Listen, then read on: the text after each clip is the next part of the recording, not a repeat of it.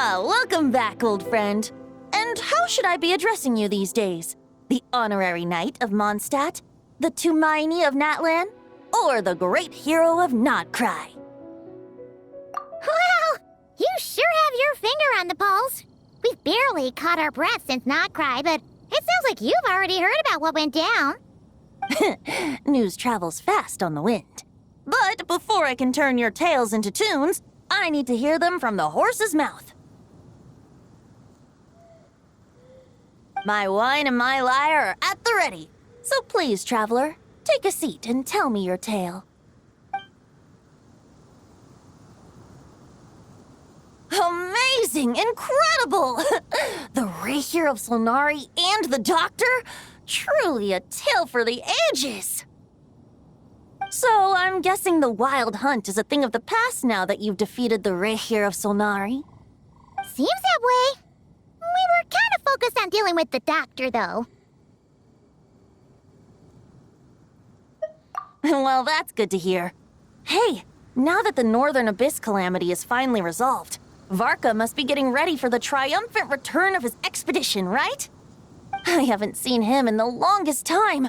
He must have so many stories to share. Right! Paimon was wondering about that, too. He did call you Barbados. But weren't you still fast asleep back when he was in Mondstadt? Let's call it half asleep. I was resting my eyes in the Thousand Winds Temple one day when I heard a commotion outside. It was a young knight who had journeyed there in search of trials and oracles after hearing some tall tales at the local tavern. In fact, all that awaited him were moss-covered walls and an angry ruin guard. But he seemed completely unfazed, laughing heartily as he sent the ruin guard's missiles flying off into the horizons. Huh! They must have been making quite a racket if it was enough to wake up the tone-deaf bard. Yeah, it sounded kinda like...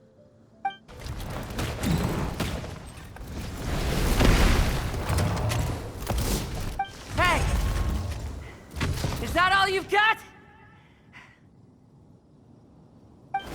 Whoa, bring it on!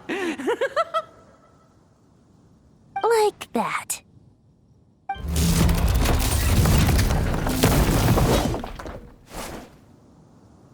Giving up already? Hey, you're not half as tough as Varka said. A young knight of Favonius trekking out to the Thousand Winds Temple in search of adventure. Now there's a sight I haven't seen in a while. A bard in green clothes. Does this mean... Oh, you're Venti? I was just wondering how I was gonna track you down. Oh! So you were looking for the tone-deaf bard? Strange place to start your search. Hold on. Blonde hair, white hair. You must be the honorary knight, and Paimon! The Grand Master talks about you all the time.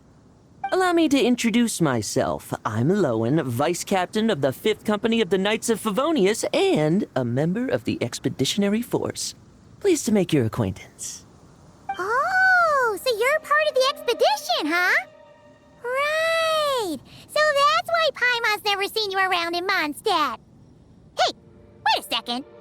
We never saw you in Nodcry either.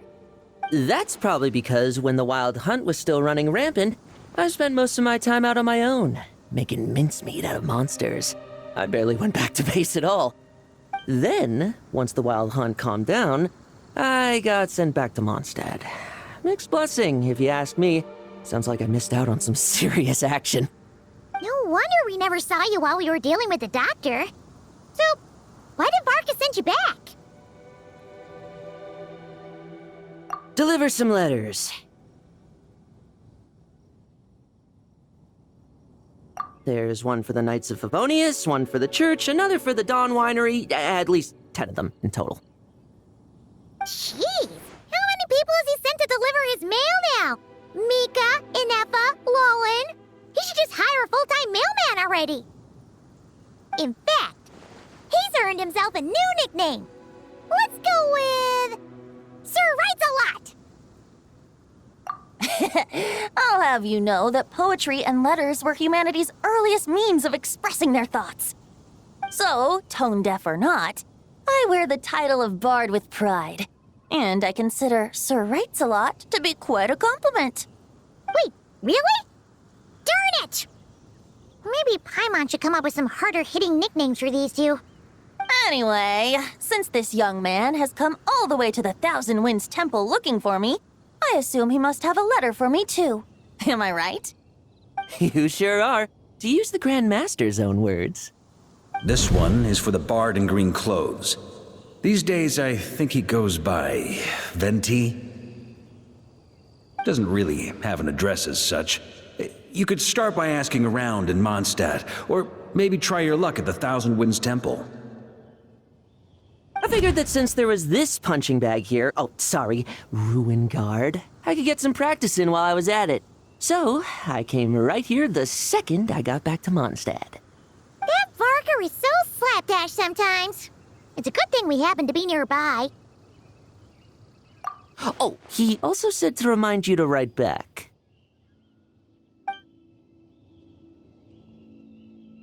Nothing in particular.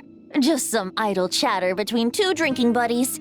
But if I'm supposed to write back this time, I'll need some time to mull over my response. Varka gave you a whole bunch of letters to deliver, right?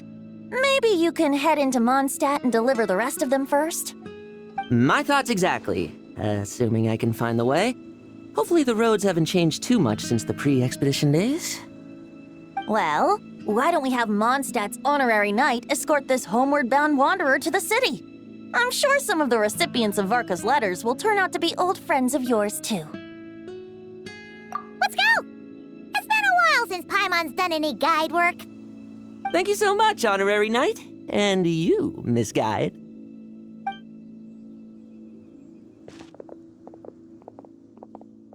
The Abyss. The Wild Hunt. Andreas. Get home safe, Varka.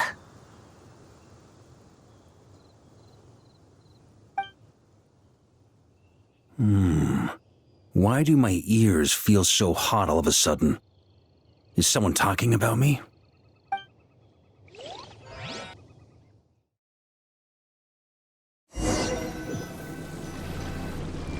Surely there's no way anyone found the secret stash of cash in my office.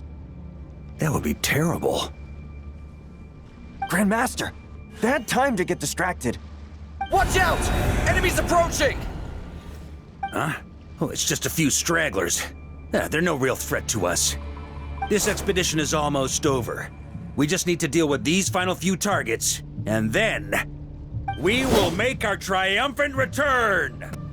Without the ray here of Solnari to direct them, it seems like all that's left is their primal urge to destroy. If this is all that the Wild Hunt can muster now, surely the Lightkeepers of Nodcry will be able to deal with what's left. Just like I thought.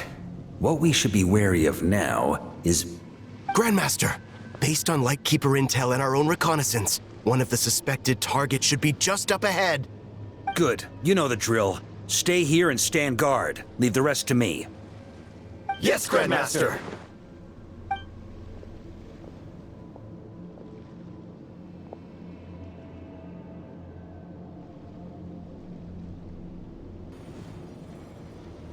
We meet again, Andreas.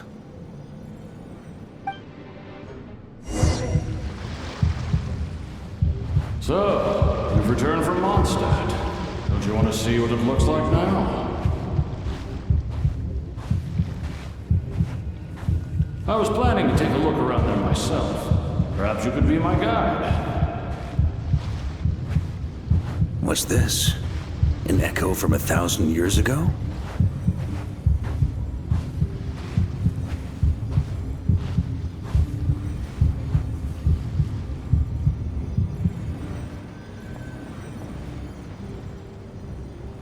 Everything seems normal so far. Here's hoping I'm just overthinking things. There are 2 other places to check. Maybe this will all go smoothly after all.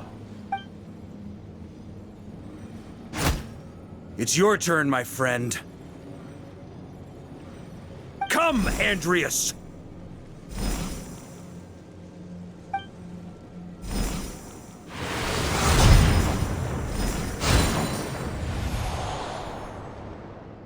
Although, for returning to your old home, perhaps Andreas is a little too ostentatious. Might be better to go by... Boreas. Huh? Injustice, corruption, iniquity.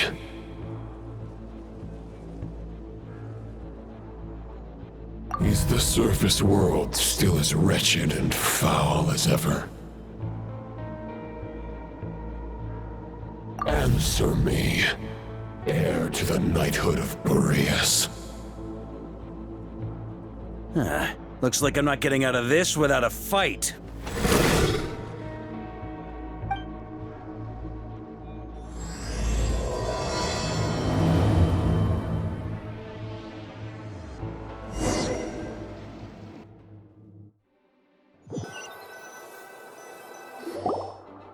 That's where things stand with the expedition. The victors will be returning home soon, so make sure to stock up on wine for the celebrations. P.S. I hope everyone's keeping up with their daily training. I'll be testing you all when I get back to make sure no one's regressed. P.P.S. I wrote individual letters for each and every one of you. Don't forget to write back. That's all. Everyone gets one? Wow! Sir Writes-A-Lot is really living up to his name. I guess the Grand Master must have something specific to say to each of us. Even I got a letter, and I'm not a real knight yet. Jean? Oh, yes. That's our Grand Master for you. By the way, anyone know where I can find the cavalry captain? I have a letter for him as well. You mean Kaya? He said he was meeting a friend from the church at the Angel's Share. Allegedly for work. Said he was exchanging intel. But I'd say there's a 50-50 chance he's just there for a drink. Hi, Mom Bess. There'll be lots of familiar faces there. How about we deliver Kaya's letter? And these other two as well! Really? Oh, that would be a great help, thank you. Our thanks to you too, Lowen. The other knights will help distribute the remaining letters. You've had a long journey. Please go get some rest. Great, but I won't be resting just yet. I have one last letter to deliver to Wolvendom. This one, I was planning on delivering personally. I heard that another challenger recently passed Boreas' trial. Well, with any luck, that wolf might be willing to reveal himself to me, too. Very well, but please remember to show respect to the local wolves. I will. Goodbye.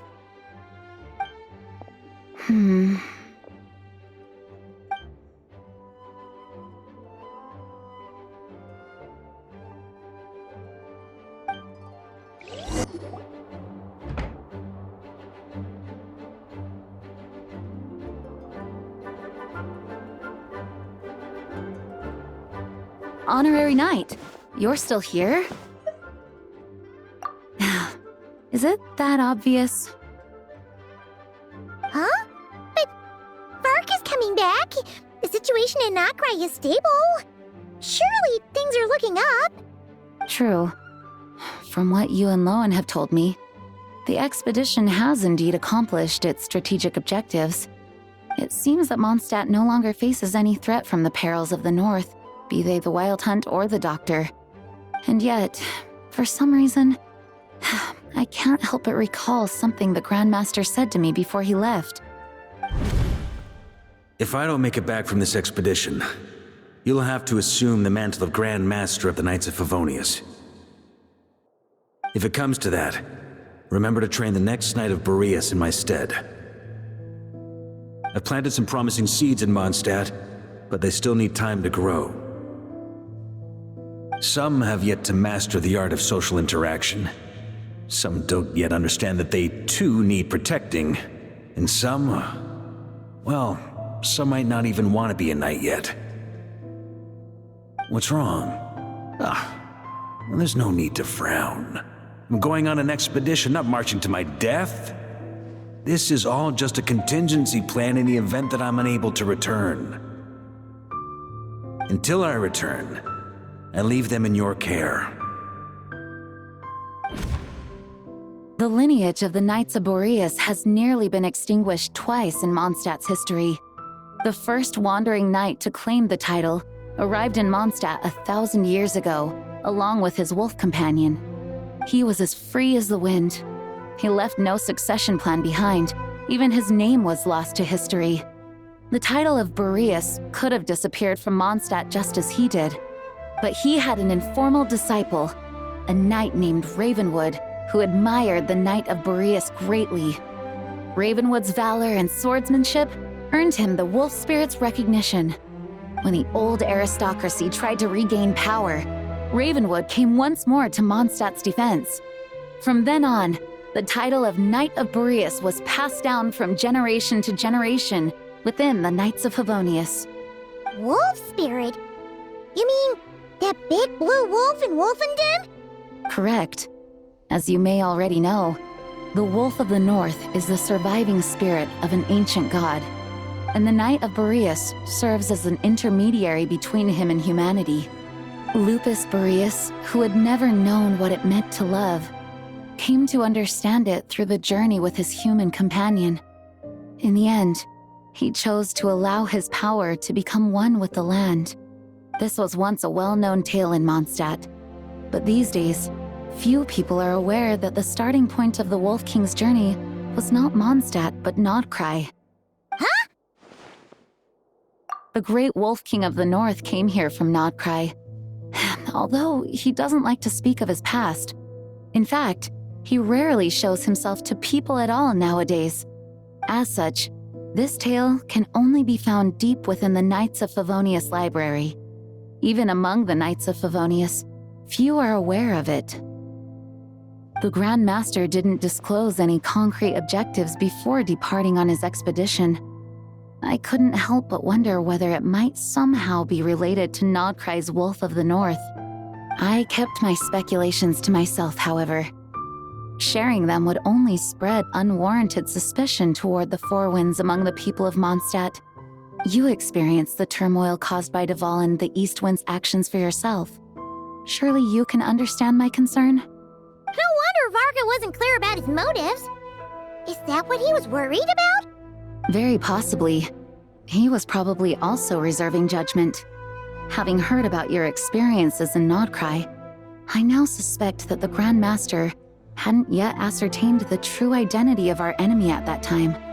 And as it turns out, the calamity born in the north wasn't an ancient god, but rather the Wild Hunt and the Doctor. I guess we were both jumping to conclusions. Yes, I completely agree. The tide can turn rapidly in times of battle. It's a leader's responsibility to prepare for every possible contingency. Even if his contingency plan never needs to be put into action, I'm sure the Grand Master is relieved to know that it's in place. When you're mixing drinks in hot weather, start by pouring in cold water and add ice cubes.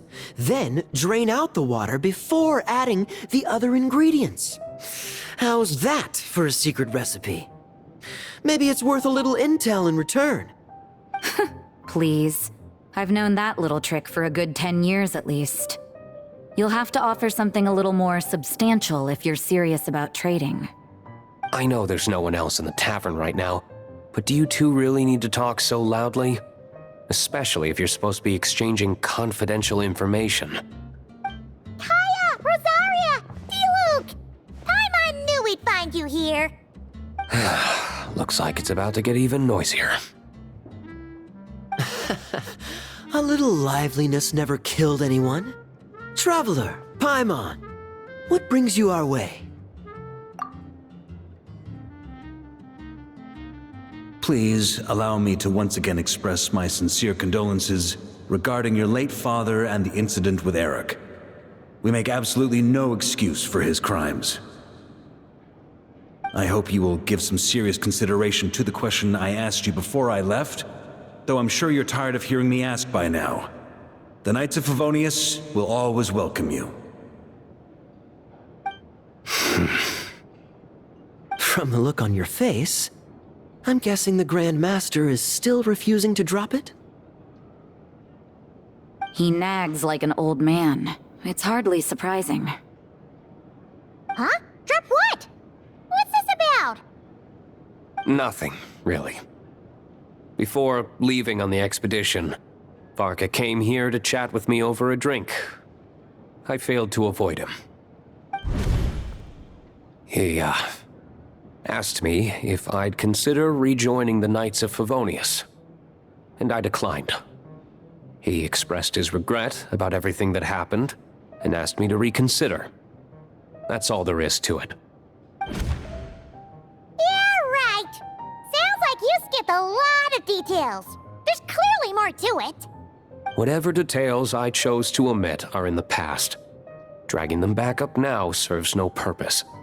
You say that now, but back then, you couldn't let it go. You and the Knights of Favonius were constantly at odds. I wasn't seeing the full picture. I've had a lot of time to reflect since then, but my answer remains unchanged. I'm not rejoining the Knights of Favonius.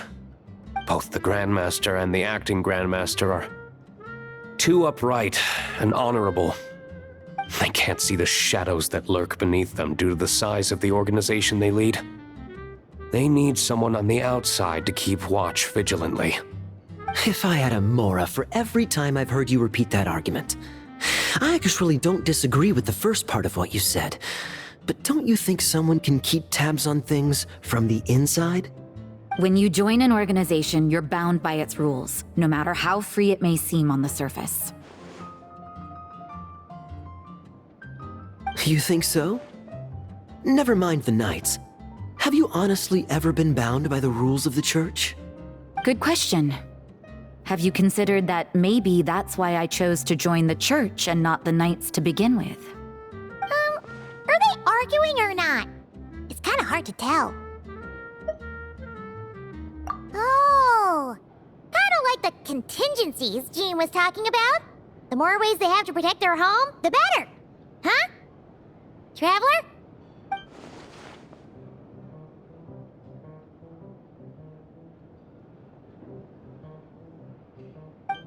If you hadn't had to deliver that guy's mail, you wouldn't have been subjected to all this tedious arguing. When I write back, I'll tell him to quit making trouble for other people. It's no trouble. Lowen did most of the work. We just volunteered to do the last leg of the journey. Mostly so we could come say hello. So you see what's really going on here? All three of us fell for that old rascal's scheme far too readily. Huh? Scheme? What do you mean? Was Varka lying in his letters then? No. While I'm sure Varka knows full well that Diluc would never agree to rejoin the Knights, I believe the sentiments he expressed were genuine, as was his offer to welcome Diluc back. There are people like Kaya and I, and then there are those who are true champions of justice to the core. Those people are the most susceptible to being driven to extremes by great upheaval. It's happened in Mondstadt before. Not only that, but it happened to a Knight of Boreas. That'll really hit home for Varka. And that's why his nagging is even more persistent than usual. Yeah. So no one's told you this before? The lineage of the Knights of Boreas had nearly been extinguished twice in history. The first was at its inception. The second was the case I was alluding to. Oh! Wasn't Jean telling us about this? Wait, and then we got caught up talking about the expedition, and we never got around to the second time. I happened to hear about it from Varka once when he was drinking and started yammering on. The second crisis in the Knights of Boreas lineage. It was 500 years ago. Although the Knights of Boreas are meant to be intermediaries between humans and wolves, in practice, very few of them have been truly recognized by Lupus Boreas over the past millennium. Of those who have, the best known are the first Knight of Boreas, Ravenwood, the wolf pup Rostam, and Varka himself. But 500 years ago, there was one who earned the respect of Boreas even before gaining the title. He was a disciple of Rostam. They thought he would become the mightiest knight of Boreas who ever lived. He was the perfect knight. Righteous, principled. His name was Roland, the blood-stained knight. Yikes! Bloodstained Knight? That sounds a little ominous. Well, apparently his original title was the White Knight. But he lost countless comrades during the Abyssal Calamity 500 years ago, including his tutor and mentor, Rostam. The endless bloodshed stained his sword and armor a crimson as deep as black, transforming the White Knight into the Blood-Stained Knight. After that, he threw himself completely into battling monsters, leaving Mondstadt and the Knights of Favonius behind. To this day, no one knows his final whereabouts. It's hard to say whether the loss of an important figure in his life is what drove him to the point of obsession, or whether he was already too far gone to save. But had he known that the Knights of Favonius would always welcome him back, perhaps things would have turned out differently. So if you want my opinion, the reason why Varka keeps asking Diluc to rejoin, despite knowing that he'll never say yes, is to let him know you're not alone. After all these years, he's still as persistent as ever. Just like how he used to be with me. Huh. Turns out Varka's a lot more thoughtful than he lets on. Paimon had the wrong idea about him. Anyway, there's still something about this whole Boreas business that Paimon isn't really getting. Wasn't Andreas a god in Mondstadt thousands of years in the past? If so, why did Jean say that Boreas and the Wandering Knight only arrived here just 1,000 years ago? Plus, Paimon's super curious about what happened to Roland. That's a great idea! Jean said he hasn't been showing himself much lately, but he always seems happy to oblige whenever you show up. Let's go!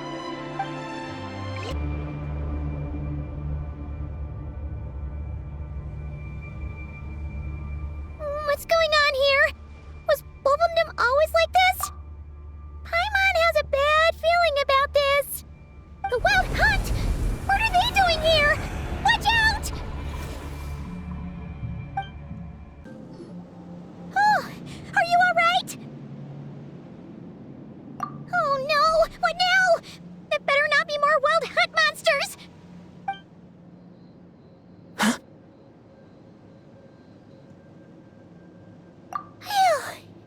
You scared Paimon stiff! She thought you were... Stop right there! Answer me this. The 2 letters I gave you, who are they for? 2 letters? Wasn't it 3?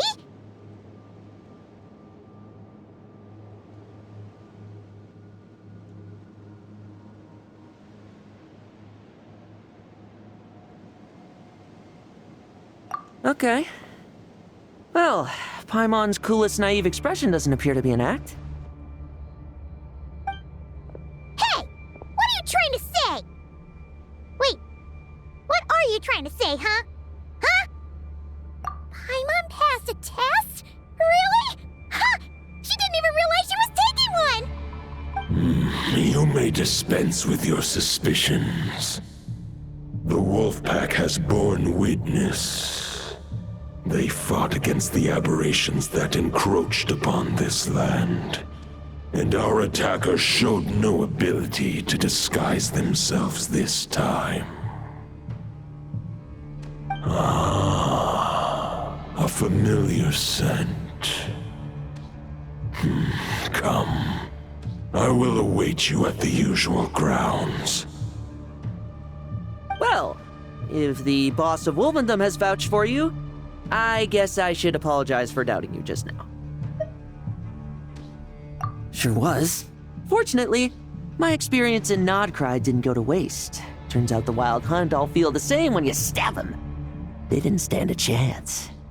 Something seems wrong with that old wolf, though. Go on. You should check on him.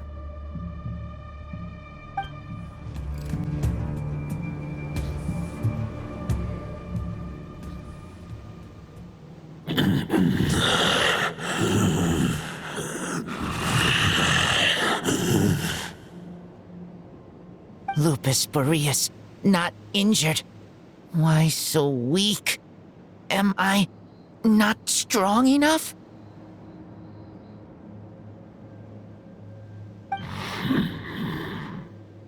You are not to blame. With your Iron Claw, you successfully blocked their attacks. However, their assault went beyond the mere physical world. They followed my trail from the distant north across the ley lines. They sought to corrupt the territory I protect. But I shall not let them succeed without a fight. We meet again, human Lupical.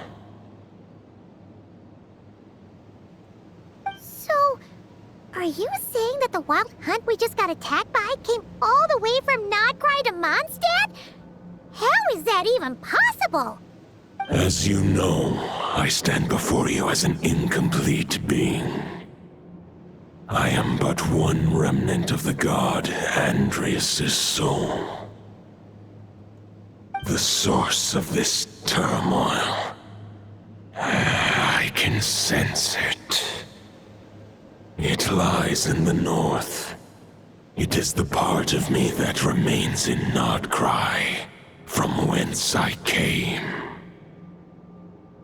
Huh? Now Paimon's even more confused.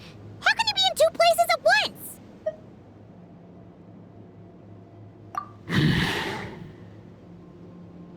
For many gods, housing a part of their soul within an object is no difficult feat.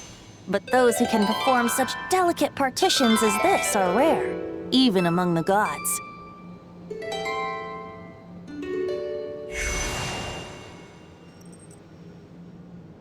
The Wolf King, Andrias, was particularly adept in this art.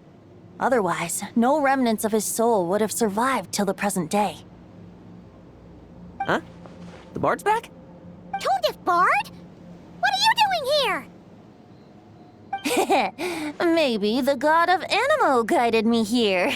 For it appears that someone is in need of a tale from the distant past. And our wolf friend doesn't seem too keen on recounting it himself. Who better than a bard to do the honors? Lord Boreas, do I have your blessing to share this story? As you wish. Lupus Boreas wandered the frozen tundra and stumbled into the Seelie Hall. Enchanted by their song, tender as the dawn starlight, and curious about the ways of humankind, the wolf bade farewell to his home and set off for the city to the south. As the high tower crumbled and the fierce winds fell silent, Lupus Boreas, who once had hunted with the storm winds himself, looked within and inquired, was the shelter he provided for humanity really any different from that given by the reclusive king in his tower? The wolf entrusted those under his protection to a new god and quietly returned to the frozen north. There, in a palace long since abandoned by its former master, the great wolf closed his eyes and slept.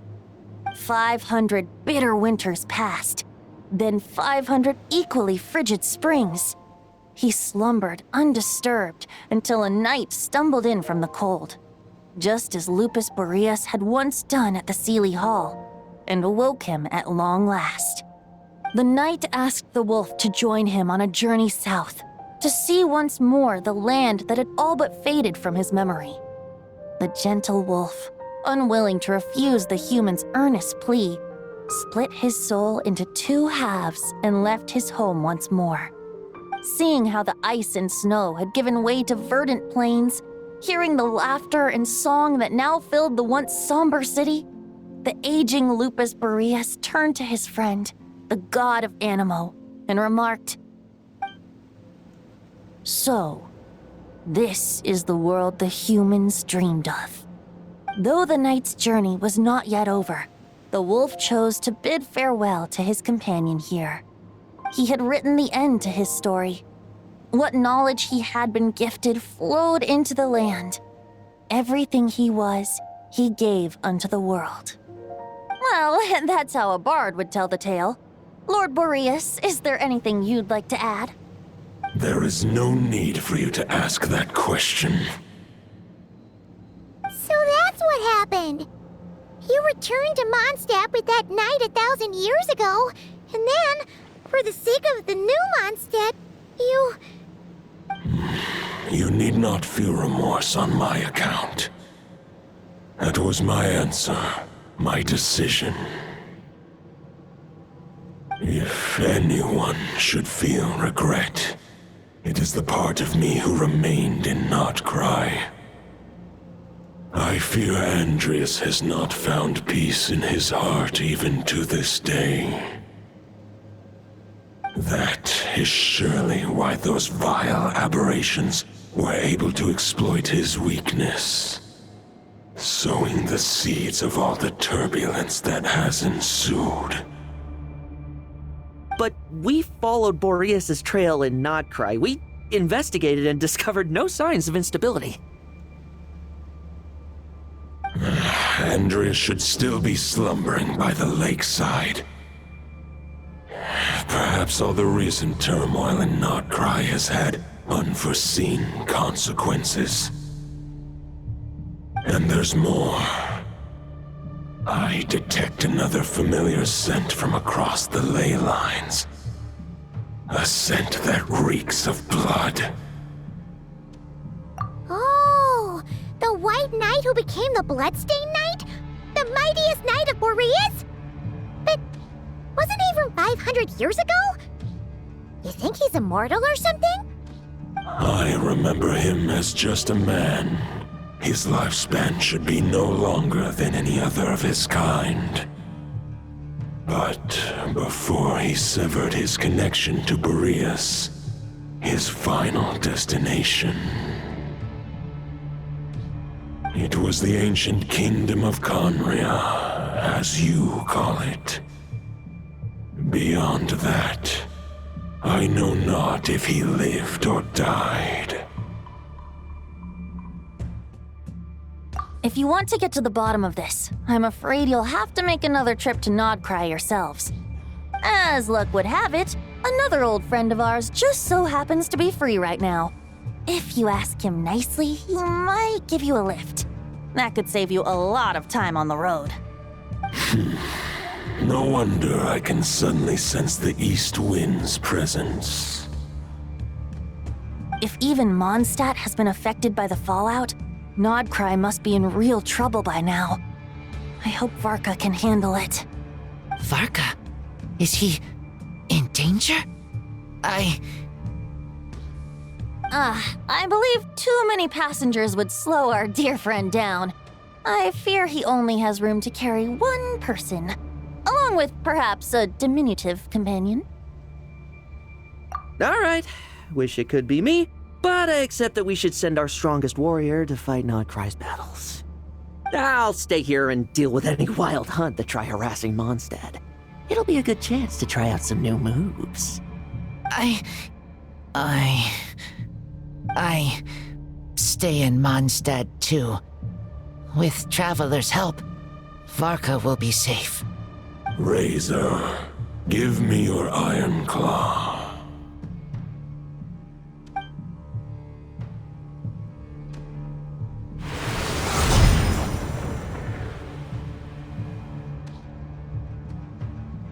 Golden-haired traveler, give this token to the current knight of Boreas.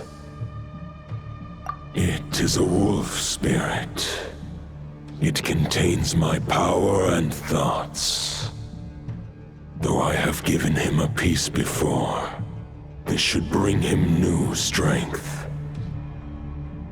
The Dominator of Wolves once bestowed the power of his soul upon his pack, strengthening their hearts and sharpening their claws and fangs. But human hearts and flesh cannot bear the soul of a wolf directly. It would be akin to forcefully merging a human and a wolf into one being. They would descend into chaos. To prevent the entanglement of souls, The most I can do is temporarily house my power and thoughts within claws and fangs wrought of steel. Although, truth be told, that knight does not lack for power. What he needs more is the thoughts within. But I shall leave this for him to explain. The Great Wolf King of the North remains strong for now. Besides, do I not have the protection of my Lupacol? I will protect Lupacol. The North and Varka, I leave to you. Just give me the word whenever you're ready. Any questions before you set off? Better ask now. You'll probably have to hit the ground running when you get to Nodcry. The root of this turmoil lies with the remnant soul that Andrius, dominator of wolves and god of the North Wind, left in Nodcry. He once left Nodcry and braved the blizzards to confront the god of storms and claim the right to rule. Yet even as the tower fell, he chose to abandon his claim. Instead, he returned to the north and slumbered for 1,000 years before finally journeying back, under the name of Boreas, with the first knight of Boreas to witness the new face of Mondstadt. When the wolf spirit could no longer maintain his physical form, Boreas chose to pour his power into the ley lines. With that, he became the North Wind of Mondstadt, as he is still known to this day. Any questions before you set off? Better ask now. You'll probably have to hit the ground running when you get to Nodcry. 500 years ago, Roland seemed destined to become the mightiest knight of Boreas ever to have lived. But he was too pure of heart. He believed firmly in his own ideals of chivalry, vowing to eliminate all injustice from the world. But the world had never been perfect and pure, nor would it ever be. Neither his mentor, the wolf pup Rostam, nor the Grand Master, known as the Lion of Light, could persuade him to temper his obsession. But what was the scent that reeks of blood that Lupus Boreas sensed? And what is its connection to Conria and the Abyss? Perhaps you will uncover the truth in Nodcry. Any questions before you set off? Better ask now. You'll probably have to hit the ground running when you get to Nodcry. The soul of a wolf is as unyielding as ice, and Andrius is a master of molding and shaping it. His people once drew great strength and wisdom from the wolf spirit. But human hearts and flesh cannot contain the soul of a god. Attempting to place the wolf spirit in a human vessel would slowly devour their sense of self, even if Lupus Boreas did not intend for that to happen. That's why Lupus Boreas developed the technique of imbuing weapons with his soul. It is his way of blessing his human Lupacol with the wolf spirit's protection. In fact, there is an ancient song that tells this tale. A weapon once of common iron, now through friendship turned divine. Twixt man and wolf a bond was made, a power born within the blade. As much as he might claim not to accept humans, his actions sing a different tune. Oh, but keep that little observation between us, will you? Any questions before you set off? Better ask now. You'll probably have to hit the ground running when you get to Nodcry. All right, over to you, Dvalin!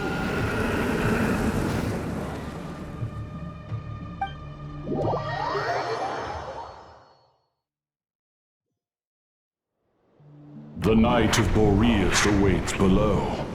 We must part ways here.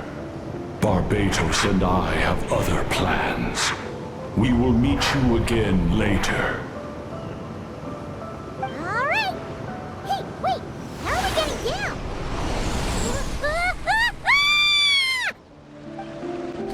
Hold the line! The enemy's on the brink of collapse!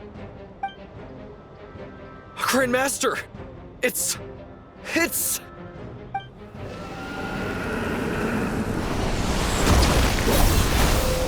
Haha! Reinforcements! It's about time! And I'm on too! We're just about hanging in there. Most of their grunts are taken care of now. Their leader's gonna have to make a decision soon. Fight or flight? What will it be, mightiest knight of Boreas? As expected, this hastily summoned Wild Hunt horde is nothing but a disorganized rabble. A mere shadow of the forces gathered by the Rahir of Solnari. But they have served their purpose. I now understand your tactics, and you, in turn, understand mine. This is fair. This is the way of chivalry. Farewell, heir to the knighthood of Boreas. Whether you choose to resist me or not, I shall set right the injustices of this world. In the name of the blood-stained knight. Guess they're retreating for now. So that Wolf of the North lookalike, that was Andreas? But why would he be leading the Wild Hunt? And why was he talking about the Bloodstained Knight? Ugh, forget that. We can save the details for later. He was the enemy boss, right? Are we just gonna let him get away? There's no point chasing after him. We've crossed blades already, and it ended in a stalemate. Right now, there's nothing we could do about him. True. We're still not certain of his true identity, but whether he's a god corrupted by the Abyss or a legendary knight, killing him might be just about possible, especially now that you're here. The difficult part is, we can't kill him right now. Huh? What do you mean? Is he immortal or something? No. Judging from our skirmishes so far, I don't think he's got any special abilities of that caliber. Nor does he have the ridiculous level of power wielded by the Five Sinners. But, compared to Rerir, our current foe clearly has a better understanding of how to exploit Nodcry to his advantage, particularly when it comes to Andreas' remnant soul.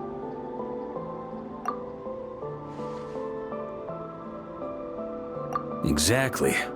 Sounds like you realize what the crux of the issue is. I managed to cut off a sample from our foe, which Albedo and Durin are analyzing as we speak. Meanwhile, our other allies should be making their way home from their own battles by now. Let's discuss this further when they're back. We still have some big challenges ahead before this expedition can finally be declared a victory.